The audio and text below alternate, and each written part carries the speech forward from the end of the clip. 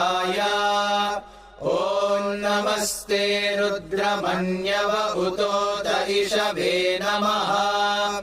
नमस्ते अस्तु धन्वने बाहुभ्यामुत ते नमः।